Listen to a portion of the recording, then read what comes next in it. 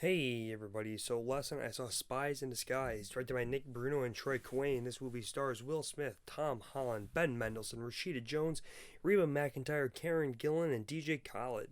This movie is competent, and that's much more than I was expecting from it. The animation isn't always the smoothest, and some of the character designs I did not care for, but overall I liked it, and I think that of all the animated movies I've seen this year, this might be my favorite style and favorite movie overall. I think the musical score is rather bland, and the songs seem chosen to be basic and almost copyright free. I did not see why it was necessary to have a Audi product placement for the car, but hey, whatever gets a buck, am I right? I think Will Smith does a good job, mainly because he has had past experiences with voice acting, but Tom Holland at times feels a bit out of place. But at the same time, it's not terrible. Reba feels strange in her role. Mendelsohn is fine. The character's flawed. Karen Gillan, I had completely forgotten was in the movie until I wrote the script. Rashida Jones is good. And DJ Khaled is the most surprising factor of the voice cast.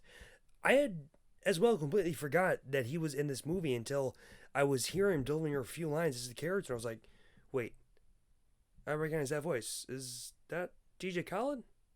That's him. He's not playing an over the top DJ. He's not another side character that's going to completely derail the rest of the movie.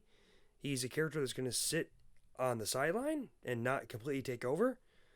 This is something brand new. This is something I was absolutely not expecting from him. And it's refreshing to see him in a role like this, to do something like this. As for the story, I find it somewhat weak. Smith and Holland's relationship is great, and I think they have some good voice acting chemistry together. And they are one of the best part of the film. But the story itself seems basic as possible. The villain's motivations are not completely fleshed out, almost seem to be forgotten, and really just kind of don't really make any sense. Like, it makes sense, but that's only because I've seen 1,000 spy movies and I know what they're trying to get at it from. And the third act really comes unraveled, but it didn't really make or break the movie for me.